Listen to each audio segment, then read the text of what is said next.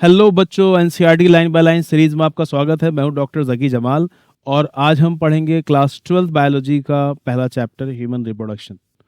जो बच्चे मुझे पहली बार सुन रहे हैं उन्हें मैं बता दूं, मेरा नाम डॉक्टर जकी जमाल है और मैं अलीगढ़ यूपी में एक नीट बायोलॉजी एडुकेटर हूं।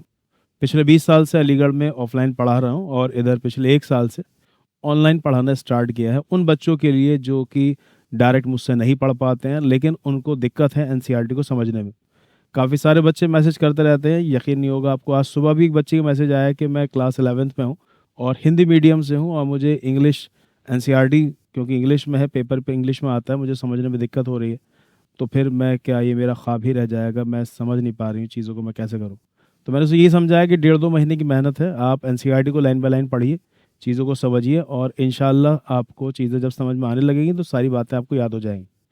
90% पेपर तकरीबन नीट का एनसीईआरटी से ही आता है। तो फाउंडेशन तो आपका यही है कि आपको सारे बेसिक्स एनसीईआरटी से ही सीखना है। एक बार आपको एनसीईआरटी समझ में आने लग जाएगी तो फिर जो प्रीवियस ईयर में एनसीईआरटी से बाहर जाके या उसके आसपास की चीज़ें उन्होंने पूछी हैं तो वो भी आपको समझने आने लग जाएंगी। मैं कोशिश करूंगा कि एनसीईआरटी की एक एक लाइन आपको समझा सकूं, क्योंकि अब कुछ सालों से पैटर्न ये भी देखा जा रहा है कि वो एनसीईआरटी की लाइन को लेकर स्टेटमेंट ही मालूम कर लेते हैं, ट्रू या फॉल्स। या असर्शन रीजन के क्वेश्चन भी वो एनटीए वाले एनसीईआरटी से ही बना रहे हैं। तो 2 स्टेटमेंट लिखी होती हैं और एक असर्शन होता है, दूसरा उसका रीजन होता है। तो अगर आपने एनसीईआरटी को ध्यान से पढ़ रखा है तो आप उन तमाम सवालों को बआसानी सॉल्व कर सकते हैं। तो बिना किसी देरी के स्टार्ट करते हैं। ये आज हमारी पहली वीडियो है ह्यूमन रिप्रोडक्शन की और मैं कोशिश करूंगा कि हर वीडियो में कम से कम हम एक टॉपिक कवर करें और इंशाल्लाह नीट 2026 के लिए हम 12th एनसीईआरटी और फिर उसके बाद 11th एनसीईआरटी को कवर करेंगे। तो शुरू करते हैं। स्टार्टिंग है, आज हमारी पहला चैप्टर है ह्यूमन रिप्रोडक्शन। शुरुआत में एनसीईआरटी में लिखा हुआ है कि as you are aware humans are sexually reproducing and viviparous. Sexual reproduction आप समझते हैं कि सेक्सुअल रिप्रोडक्शन करते हैं और विविपेरस, विविपेरस मतलब कि वो बच्चे पैदा करते हैं। 9th-10th क्लास से आप ये बात सुन रहे हैं कि ऐसे जानवर जो कि अंडे देते हैं, जैसे फिशेज हैं, एम्फीबियंस हैं, रेप्टाइल्स हैं, बर्ड्स हैं, उन्हें ओविपेरस कहा जाता है और जो लाइव यंग वंस प्रोड्यूस करते हैं, बच्चे पैदा करते हैं, उनको विविपेरस बोला जाता है। तो इंसान सेक्सुअली रिप्रोड्यूसिंग है, यानी अल्लाह ताला ने इनमें निज़ाम जो बनाया बच्चा पैदा करने का वो सेक्सुअल रिप्रोडक्शन है और वो विविपेरस भी है, यानी कि सेक्सुअल रिप्रोडक्शन के जरिए बच्चे पैदा करते हैं। आगे लिखती हैं एनसीईआरटी के, the reproductive events in humans includes formation of gametes, gametogenesis, sperms in male, ovum female, transfer of sperm into the female genital tract, insemination, and the fusion of male and female gamete, fertilization leading to the formation of zygote। जरा इस बात को समझते हैं। आगे NCERT बताया गया है कि रिप्रोडक्टिव इवेंट्स जब ह्यूमन बींग में होते हैं तो उसमें 3 इवेंट देखे जाते हैं। या the reproductive events in human being includes gametogenesis यानी गैमीट्स का बनना, इंसेमिनेशन मेल गैमीट का फीमेल की बॉडी में ट्रांसफर होना, और तीसरा फर्टिलाइजेशन यानी मेल फीमेल गैमीट का फ्यूजन होना। 9th-10th से आपको बताया जा रहा है कि मेल गैमीट स्पर्म होता है और फीमेल गैमीट ओवम होता है। स्पर्म का बनना कहलाता है स्पर्मेटोजेनेसिस। इस साल आप इसे डिटेल में समझेंगे, बहुत सारे सवालात नीट एग्जाम में इस चैप्टर से पूछे जाते हैं, इस टॉपिक से पूछे जाते हैं। और फीमेल गैमीट ओवम का बनना oogenesis कहलाता है। तो रिप्रोडक्टिव इवेंट्स में पहली बात आपको याद करनी, इसमें आता है gametogenesis, formation of male and female gametes. दूसरा है इंसेमिनेशन। इंसेमिनेशन का मतलब होता है the transfer of semen into the female genital tract. Semen का मतलब है सेक्सुअल इंटरकोर्स के लास्ट में मेल के पीनिस से जो व्हाइटिश फ्लूइड निकलता है वो सीमेन कहलाता है। इसमें 2 चीज़ें होती हैं, एक होता है इसमें स्पर्म, दूसरा होता है सेमिनल प्लाज्मा। बिल्कुल ऐसे ही जैसे कि क्लास 11th में 9th में आपने सुना था कि हमारे ब्लड में 2 चीज़ें होती हैं, ब्लड सेल्स और ब्लड प्लाज्मा। ऐसे ही अल्लाह ताला ने सीमेन को बनाया, इसमें होते हैं स्पर्म और सेमिनल प्लाज्मा। स्पर्म और सेमिनल प्लाज्मा को मिला के बोला जाता है सीमेन। जब सीमेन का ट्रांसफर होता है मेल से फीमेल की बॉडी में, फीमेल जेनिटल ट्रैक्ट में, वजाइना में, तो इसको इंसेमिनेशन बोला जाता है। क्योंकि अब ये चैप्टर का पहला पेज है तो एनसीईआरटी ने इस बात का लिहाज रखते हुए कि बच्चों को शायद अभी सीमेन ना पता हो तो उन्होंने लिख दिया transfer of sperm, transfer of sperm into the female genital tract. ज़्यादा बेहतर है, प्रीवियस ईयर में भी सवाल ऐसे पूछा गया, the transfer of semen into the female genital tract is known as insemination. और जब फीमेल की बॉडी में स्पर्म्स पहुंचेंगे और उसी दौरान अगर ओव्यूलेशन हो जाता है, ओवरी से ओवम रिलीज होता है, तो स्पर्म ओवम को फ्यूजन हो सकता है। स्पर्म ओवम का फ्यूजन होता है फैलोपियन ट्यूब में, आपको 9th-10th में बताई गई थी ये बात। इसे बोला जाता है फर्टिलाइजेशन और फर्टिलाइजेशन के रिजल्ट में बन जाता है डिप्लॉयड जाइगोट। उसके बाद क्या होता है कि ये जाइगोट बनने के अगले 15 से 30 घंटे के अंदर टूट जाता है into smaller cells called blastomeres. ये 2 बनते हैं, 2 से 4 बनते हैं, 4 से 8, 8 से 16 फैलोपियन ट्यूब में ये मामला चल रहा है। 8 to 16 सेल स्टेज ये ब्लास्टोमेयर की होती है, इसे मॉरुला बोला जाता है। फिर वो यूट्रस में उतर आता है तकरीबन चौथे दिन पर। यूट्रस में आने के बाद सेल डिवीजन लगातार बढ़ता रहता है, यूट्रस से थोड़ा सा फ्लूइड उसमें चला जाता है, ये आगे आप सब डिटेल में पढ़ेंगे। तो वो बन जाता है स्ट्रक्चर, उसे बोला जाता है ब्लास्टोसिस्ट या ब्लास्टोला। फिर वही ब्लास्टोला यूट्रस की सबसे अंदर वाली दीवार एंडोमेट्रियम से आके अटैच हो जाता है, इसे बोला जाता है इम्प्लांटेशन। और फिर प्रेगनेंसी स्टार्ट हो जाती है। इधर बायोलॉजी में, मेडिकल लाइन में प्रेगनेंसी के लिए लफ्ज इस्तेमाल होता है गैस्टेशन। फिर 9 महीने की तकरीबन प्रेगनेंसी रहती है। एनसीईआरटी में भी लफ्ज इस्तेमाल हुआ है कि ह्यूमन बींग में प्रेगनेंसी रहती है अबाउट 9 मंथ्स की, तकरीबन 9 मंथ। और फिर उसके बाद एक फुल्ली डेवलप बेबी की डिलीवरी हो जाती है, बच्चा पैदा हो जाता है। इसके लिए टर्म मेडिकल साइंस में इस्तेमाल होती है पार्चुरेशन।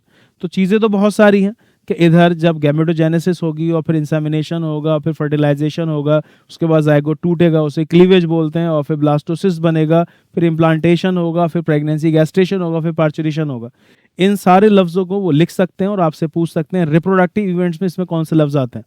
तो आपको बोलना होगा रिप्रोडक्टिव इवेंट्स में 3 नाम, गैमेटोजेनेसिस, इंसेमिनेशन और फर्टिलाइजेशन। ठीक है, आगे लिखते हैं कि this is followed by the formation and development of blastocyst, जिसका भी हम जिक्र कर रहे थे, आगे आप डिटेल में पढ़ेंगे इसको। And its attachment to the uterine wall कहलाता है इम्प्लांटेशन। यूट्रस की सबसे अंदर वाली दीवार एंडोमेट्रियम से जब ब्लास्टोसिस अटैच होता है इसे इम्प्लांटेशन कहते हैं। ये भी तफसील में आगे बात होगी इसके बारे में। एम्ब्रियोनिक डेवलपमेंट, प्रेगनेंसी स्टार्ट हो जाएगी, इसे बोला है gestation. And delivery of the baby यानी कि पार्चुरेशन। पार्चुरेशन भी पूरा एक टॉपिक है, उसके अंदर आपको बताया जाएगा कि क्या मैकेनिज्म है पार्चुरेशन का, कौन कौन से हार्मोन्स इसमें इन्वॉल्व है, लास्ट में इंशाल्लाह उसे हम पढ़ेंगे। You have learn that these reproductive events occur after puberty. बड़ी खूबसूरत लाइन एनसीईआरटी में यहाँ लिखी हुई है कि these reproductive events occur after puberty. Puberty वो एज जिसमें कि रिप्रोडक्टिव ऑर्गन्स फंक्शनल हो जाते हैं, उसे प्यूबर्टी बोला जाता है। The age at which the reproductive organs become functional is known as puberty.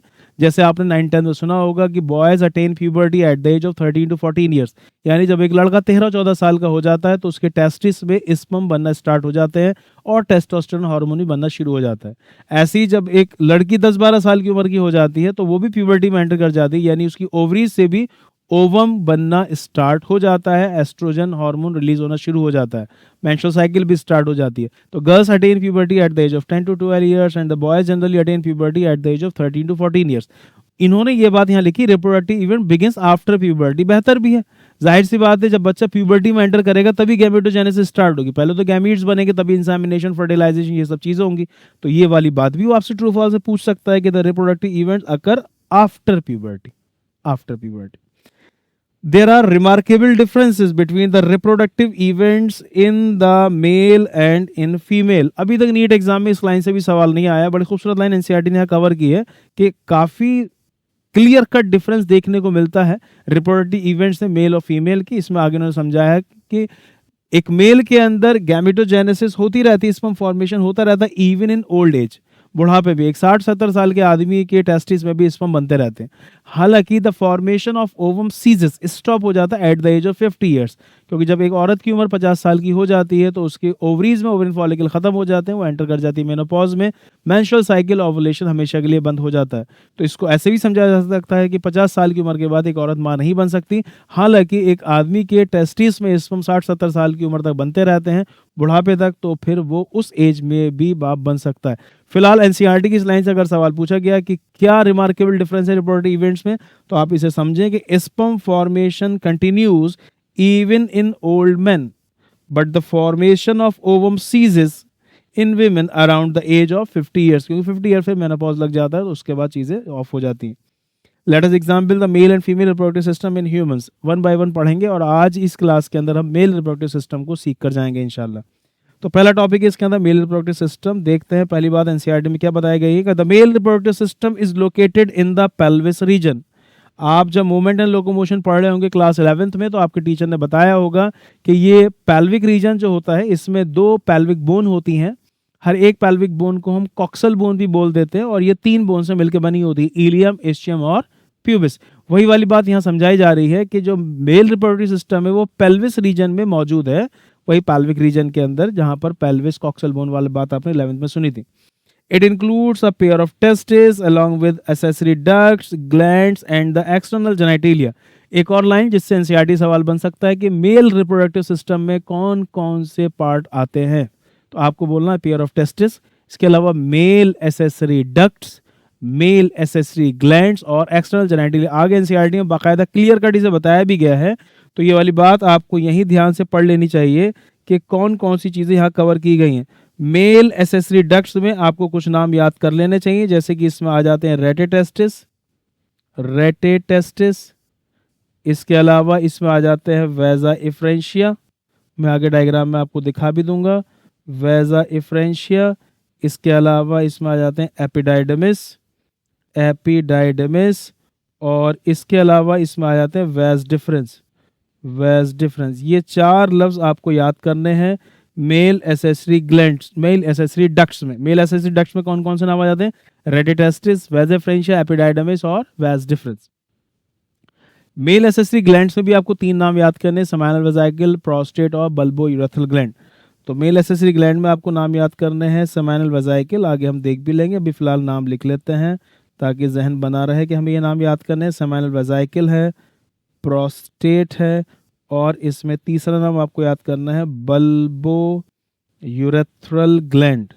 Bulbo urethral gland को कॉपर्स ग्लैंड भी बोला जाता है, कॉपर्स ग्लैंड, कॉपर्स ग्लैंड। ये तीन नाम आपको यहाँ पर याद करने हैं। सेमाइनल वेजाइकल पेयर्ड होते हैं, दो होते हैं, प्रोस्टेट सिंगल है, नीट में ये सवाल भी कई बार पूछा गया है। और बल्बो यूरेथ्रल ग्लैंड या कॉपर्स ग्लैंड बल्ब शेप होते हैं, ये भी पेयर्ड कंडीशन होते हैं, यानी कि दो होते हैं। उसके बाद है मेल एक्सटर्नल जेनिटेलिया, जो बाहर से दिखे वो कहलाता है एक्सटर्नल जेनिटेलिया, और आपको इसमें याद करना है कि जो मेल एक्सटर्नल जेनिटेलिया है इसके अंदर आ जाता है पीनिस। एनसीईआरटी में आगे लाइन भी दे रखी है कि penis is the male external genitalia. हालांकि दिखता बाहर से स्क्रोटम भी है, तो आप ये भी बात कह सकते हैं कि मेल एक्सटर्नल जेनिटेलिया में पीनिस के अलावा स्क्रोटम भी शामिल किया जा सकता है।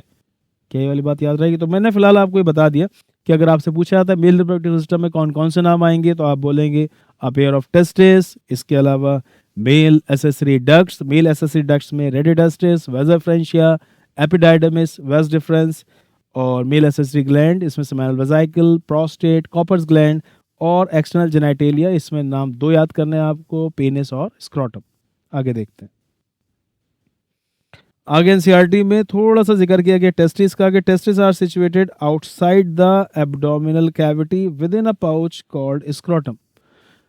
इंसानों के अंदर टेस्टिस को अल्लाह ताला ने बॉडी से बाहर रखा है, एक स्मॉल पाउच में इसे बुलाया जाता है स्क्रोटम। सवाल ये भी कि ऐसा क्यों किया गया? आपके बाद 9th क्लास से बता दी गई है कि हम लोग वार्म ब्लडेड एनिमल्स हैं, यानी हमारा बॉडी टेम्परेचर पूरे साल 37 डिग्री सेल्सियस रहता है, इंटरनल बॉडी टेम्परेचर मेंटेन रहता है। अब अगर टेस्टिस अंदर रहेंगे तो उनका टेम्परेचर भी 37 डिग्री सेल्सियस रहेगा।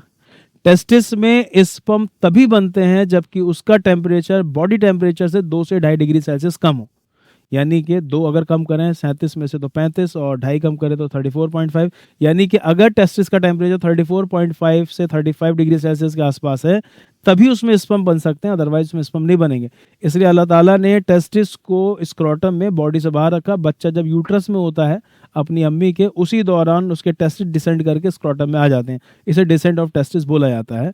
टेस्टिस स्क्रोटम में इसलिए आते हैं ताकि उसमें स्पर्मेटोजेनेसिस हो सके।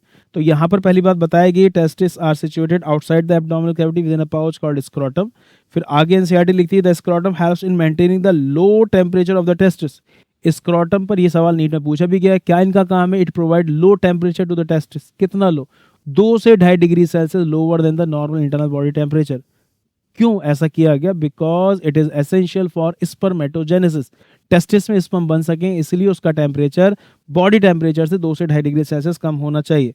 तो it provide low temperature to the testis. कितना लो? 2 से 2.5 degree Celsius lower than the normal internal body temperature necessary for spermatogenesis. कितनी बात याद रहेगी? आगे फिर एनसीईआरटी बताया गया testis are oval in shape. Shapes पर काफी सवाल नीट एग्जाम में पूछे भी गए हैं।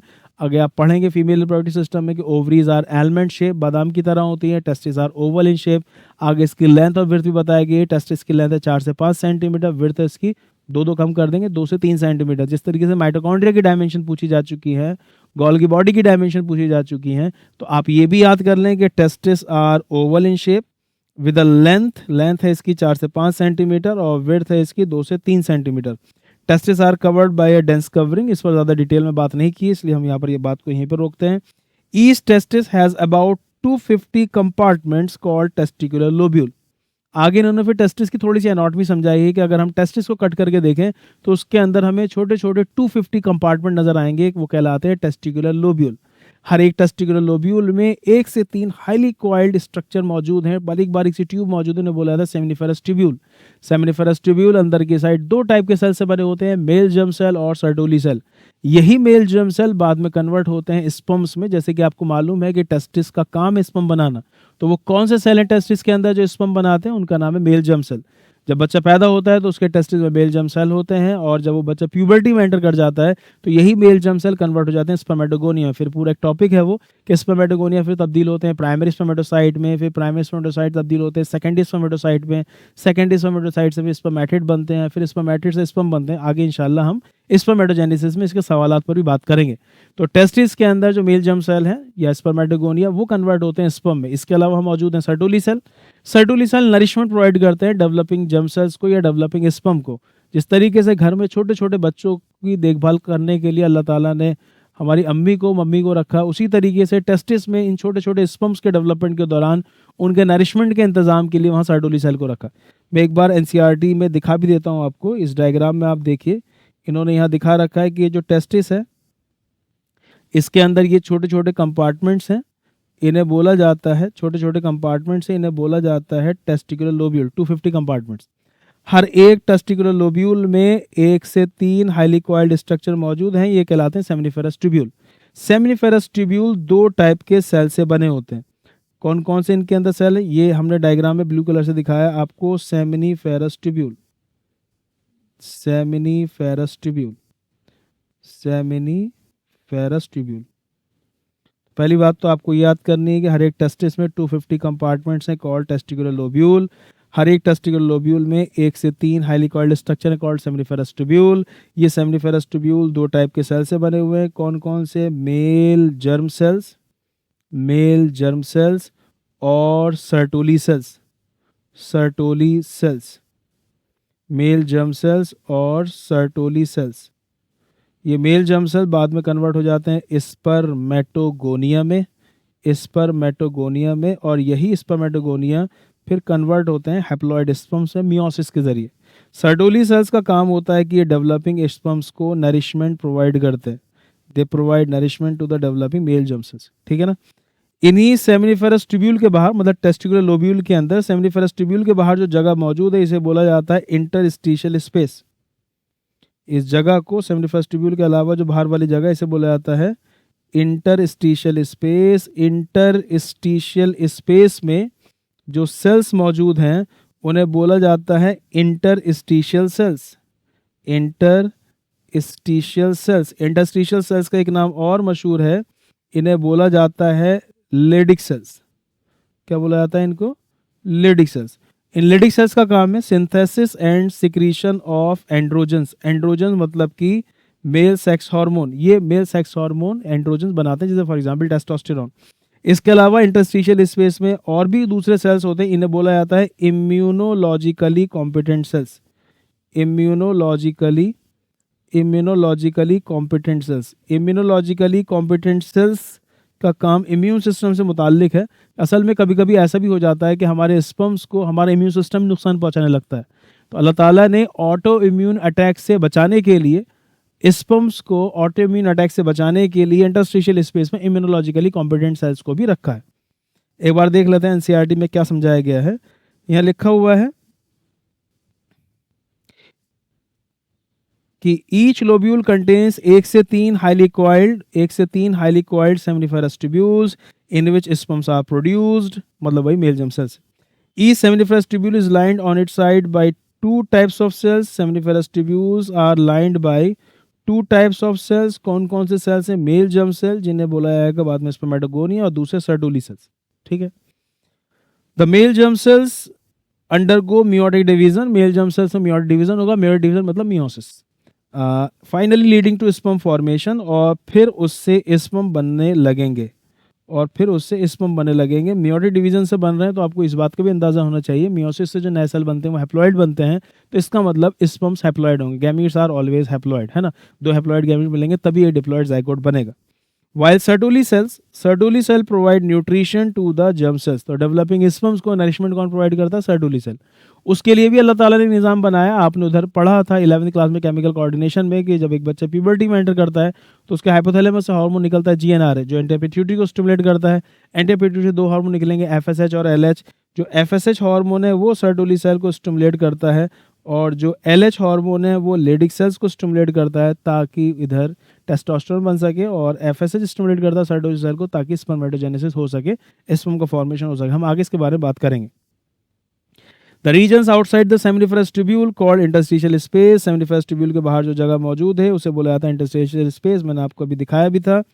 Interstitial space contain small blood vessel, इसमें ब्लड वेसल्स मौजूद हैं, और इसके अलावा सेल्स मौजूद हैं जो कहलाते हैं इंटरस्टिशियल सेल्स या फिर लेडिक सेल। इंटरस्टिशियल सेल या फिर लेडिक सेल क्या काम है इनका? Synthesis and secretion of testicular hormone, यानी कि एंड्रोजन्स, यानी कि मेल सेक्स हार्मोन, जैसे फॉर एग्जांपल टेस्टोस्टेरोन। और भी नाम है लेकिन 12th क्लास में टेस्टोस्टेरोन से काम आपका चल जाएगा। Leydig cell synthesise and secrete, बहुत बार नीट में सवाल पूछा गया, कॉल टेस्टिकुलर हार्मोन्स और एंड्रोजन्स, जैसे फॉर एग्जांपल टेस्टोस्टेरोन। आगे लिखते हैं एनसीईआरटी की other immunologically competent cells are also present in interstitial space. मैंने आपको बताया भी था कि इंटरस्टिशियल स्पेस में दो तरीके सेल्स हैं, लेडिक सेल्स या इंटरस्टिशियल सेल्स, और दूसरे immunologically competent cells. Leydig cells का काम है synthesis and secretion of androgens, यानी कि टेस्टिकुलर हार्मोन यानी टेस्टोस्टेरोन। आगे एनसीईआरटी लिखती है the male sex accessory duct include, male accessory duct के नाम बताएंगे रेटिटेस्टिस, वेजा फ्रेंशिया, एपिडाइडमिस और वेज डिफरेंस। मैं यहाँ डायग्राम में आपको दिखा देता हूँ कि इधर थोड़ा सा मुझे इसको मिटाना पड़ेगा समझाने के लिए आपको बात।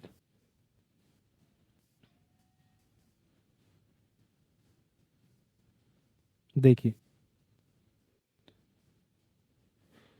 यहाँ इसी डायग्राम में आपको दिखाता हूँ। जैसा आपने देखा था कि ये 250 कंपार्टमेंट्स है कॉल्ड टेस्टिकुलर लोब्यूल, इनके अंदर मौजूद है सेमिनिफेरस ट्यूब्यूल। ये सेमिनिफेरस ट्यूब्यूल जब अंदर से बाहर निकल के आती हैं तो आपस में जुड़ के गुच्छा तो बना लेती हैं। इस गुच्छे को बोला जाता है रेटिटेस्टिस।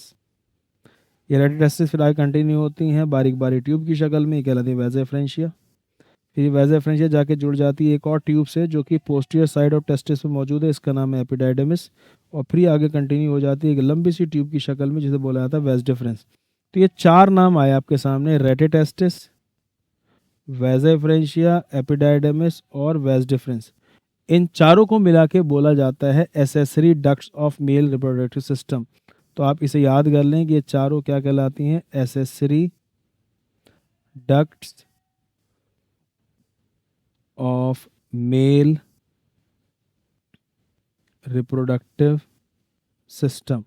तो accessory ducts of male reproductive system में नाम है रेटिटेस्टिस, वेजा फ्रेंशिया, एपिडाइडमिस और वेज डिफरेंस। इसके अलावा उन्होंने आगे बताया मेल एसेसरी ग्लैंड्स के बारे में। पिछली क्लास हम बात भी कर रहे थे अभी जस्ट थोड़ी देर पहले। यहाँ देख लीजिए इधर ये मौजूद है, ये कहलाते हैं सेमिनल वेजाइकल। इसी के नीचे आपको ये नज़र आ रहे हैं प्रोस्टेट ग्लैंड, उसी के नीचे बल्ब शेड नज़र आ रहे हैं बल्बोरेथल ग्लैंड, इन्हें कॉपर्स ग्लैंड भी बोला जाता है। ये तीनों कहलाएंगे मिलके मेल एसेसरी ग्लैंड। तो ये तीनों क्या कहलाएंगे? Male accessory gland. यही आपने याद किया था कि मेल रिप्रोडक्टिव सिस्टम में आ जाते हैं male accessory duct, mail accessory gland, a pair of testis and the external genitalia. External genitalia में दो नाम थे, एक तो ये था पीनिस और दूसरा ये था यहाँ बाहर की साइड स्क्रोटम। पीनिस और स्क्रोटम आ जाएंगे मेल एक्सटर्नल जेनिटलियम। समझ में आ गई इतनी बात? देख लेते हैं आगे एनसीईआरटी ने क्या बताया हुआ है।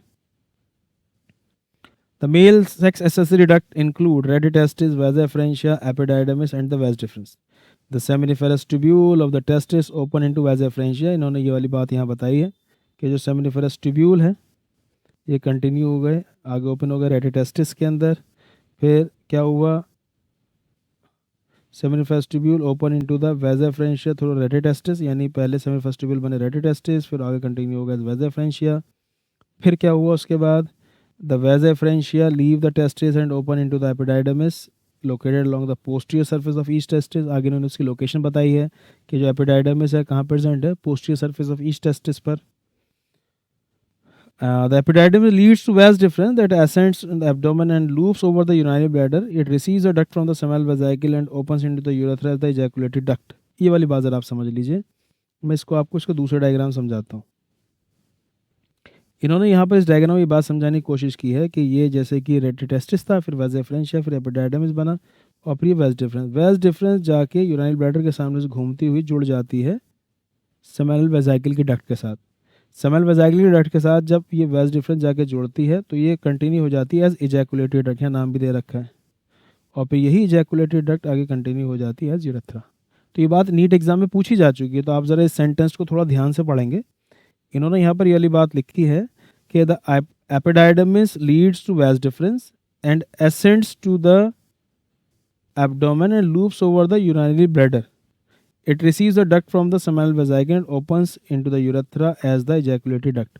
यानी कि epididymis आगे जाके बनी vas deferens जाके जुड़ी with the duct of seminal vesicle.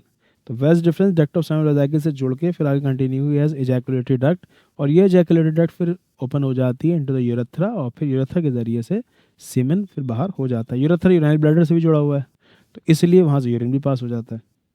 Urethra के आगे फिर आपने देखा जो टिप ऑफ द पीनिस है वहाँ पर एक ओपनिंग होती है, उसे हम यूरेथ्रल मिएटस या एक्सटर्नल मिएटस या यूरोजेनेटल एपर्चर बोल देते हैं. उसी से यूरिन और सीमेन बाहर आता है.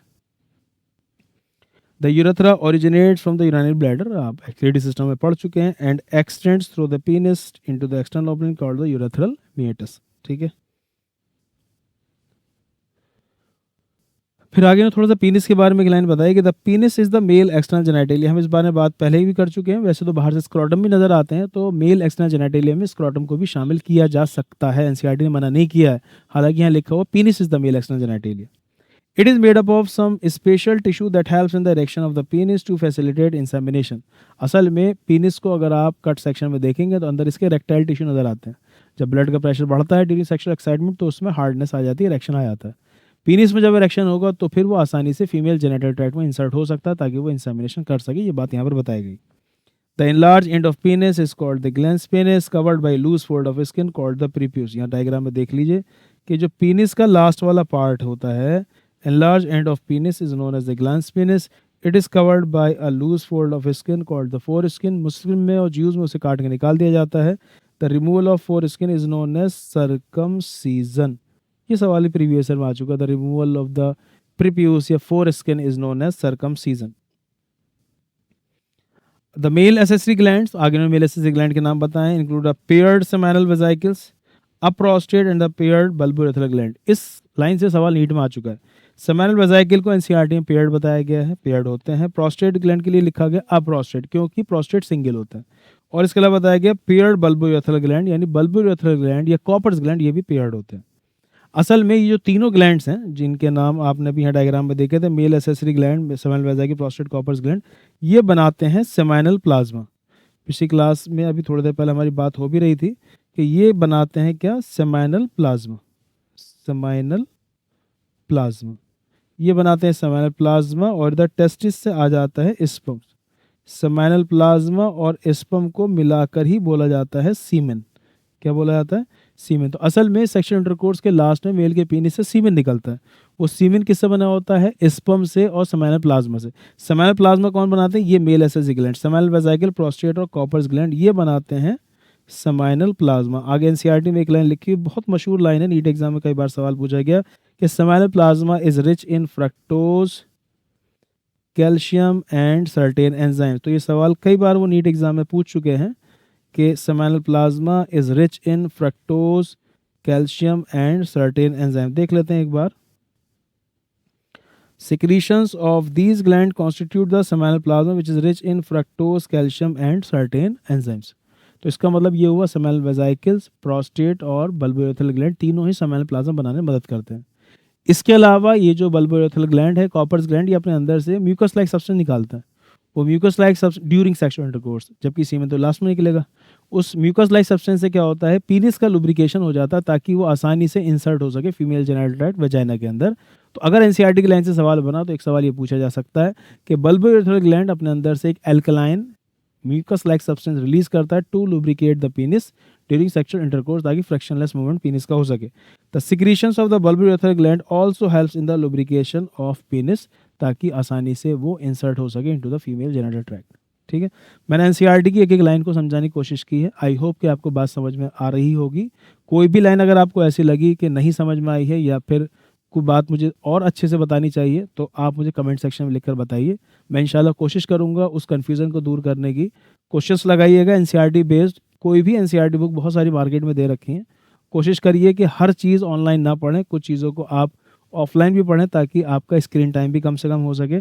जल्दी अगली वीडियो में आपसे मिलते हैं। अगर आपके दोस्त और रिलेटिव्स जो की तैयारी कर रहे हैं नीट की और उनको एनसीईआरटी पढ़ने में दिक्कत होती है, समझने में अच्छे से नहीं आती हैं बातें, तो आप उनको ये वीडियो शेयर करिए, बताइए कि यहाँ से आप एक बार सीखिए और अगर कोई दिक्कत होती है तो फिर मुझे ज़रूर बताइएगा। जल्दी मिलते हैं अगले वीडियो में। Best of luck.